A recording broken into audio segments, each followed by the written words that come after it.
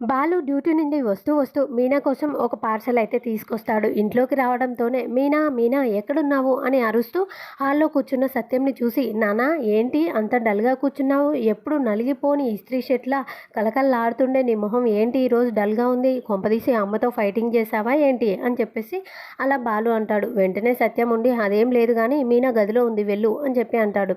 ఇంకా మీనా మీనా అని పిలుస్తూ వస్తూ ఉంటే మీనా అది గమనించి వెంటనే ఏడుపు ఆపేసి తన కళ్ళని తుడుచుకుంటుంది. బాలు రూమ్లోకి వచ్చేసి, సరే మీనా, ఈరోజు నేను నీ మెదడుకి ఒక టెస్ట్ పెడుతున్నాను. నేను నీకోసం ఒక సర్ప్రైజ్ తీసుకొచ్చాను, అదేంటో కనిపెట్టు నువ్వు అని చెప్పి అనగానే మీనా ఉండి, నాకు తెలియడం లేదు, మీరే చెప్పండి అనగానే, చెప్పు మీనా అని బాలు అంటాడు. వెంటనే మీనా ఉండి, పువ్వులు తీసుకొచ్చారా అని చెప్పి మీనా అంటుంది. అప్పుడు బాలు ఉండి, ఏంటి పూలలో పుట్టి పెరిగిన అమ్మాయికి పువ్వులు సర్ప్రైజ్ ఎలా అవుతాయి అని చెప్పేసి కళ్ళు మూసుకో అని అంటాడు. వెంటనే కళ్ళు మూసుకోగానే ఇంకా తను తెచ్చిన పార్సెల్ని అయితే విప్పుతాడు. దాంట్లో తాటి ముంజలు ఉంటాయి. అవి తన ముక్కు దగ్గర పెట్టి, ఇప్పుడు వాసన చూసి చెప్పు అనగానే మీనా వెంటనే స్మెల్ పీల్చుకొని తాటి ముంజలు అని చెప్పి తను అంటుంది. కళ్ళు తెరవగానే యూ నాటి భలే చెప్పావు అని చెప్పేసి బాలు అయితే మీనా బుగ్గ గిల్లుతాడు. తర్వాత తీసి మీనాకి ఇచ్చి, పట్టు తీసుకో, ఊళ్ళో ఉన్నప్పుడు చెప్పావు కదా నీకు తాటి ముంజలు అంటే ఇష్టమని, అందుకే ఇందాక పక్కూరికి కిరాయికి వెళ్ళి వస్తున్నప్పుడు అక్కడ లేత ముంజలు అప్పుడే కొట్టి అమ్ముతున్నారు, నీకోసమే తీసుకొచ్చాను అని చెప్పి తనకిచ్చి, పద నాన్నకు కూడా ఇద్దాము అని అలా కిందికి వచ్చేస్తాడు. తర్వాత సత్యంకి ఒలిచి ఇస్తూ,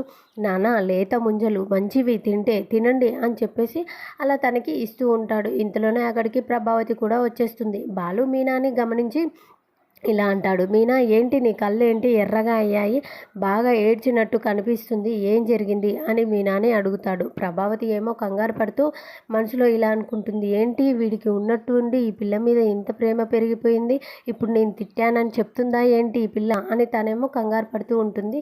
మీనా ఇంకా వాళ్ళ అత్త మీద చెప్పకుండా, ఏం లేదండి వంట చేస్తున్నప్పుడు కంట్లో ఏదో పడింది అనగానే వెంటనే బాలు ఉండి, ఓహో అంతేనా, ఇంకా నిన్నెవరైనా ఏమైనా అన్నారేమో, ఎవరైనా తిట్టారేమో అనుకున్నాను, సరే అయితే కళ్ళ మీద ఐస్ పెట్టుకో తగ్గిపోతుంది అని చెప్పేసి బాలు అక్కడి నుండి వెళ్ళిపోతాడు. తర్వాత మీనా కూడా అక్కడి నుండి వెళ్ళిపోతుంది. అప్పుడు సత్యం అయితే ప్రభావతిని పిలిచి, ఇంకా చూసావా మీనా మంచితనం ఇప్పటికైనా నీకు అర్థమైందా, బాలు అడిగినప్పుడు నువ్వు తిట్టావు అని చెప్పలేదు, కానీ నువ్వు మాత్రం మాటలతో మీనాని రాచి రంపాన పెడుతున్నావు, తన సహనం కోల్పోయింది అనుకో, పరిస్థితులు మాత్రం చాలా తీవ్రంగా ఉంటాయి, నీకు ముందుగానే చెప్తున్నాను అని చెప్పి ప్రభావతిని హెచ్చరిస్తాడు. ఇంకా ప్రభావతి సైలెంట్గా వింటూ ఉంటుంది.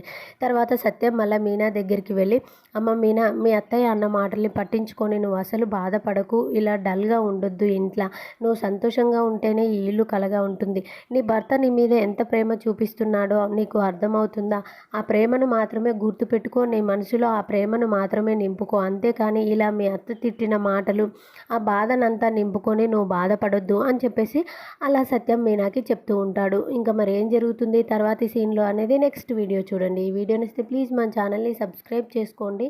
Thank you for watching.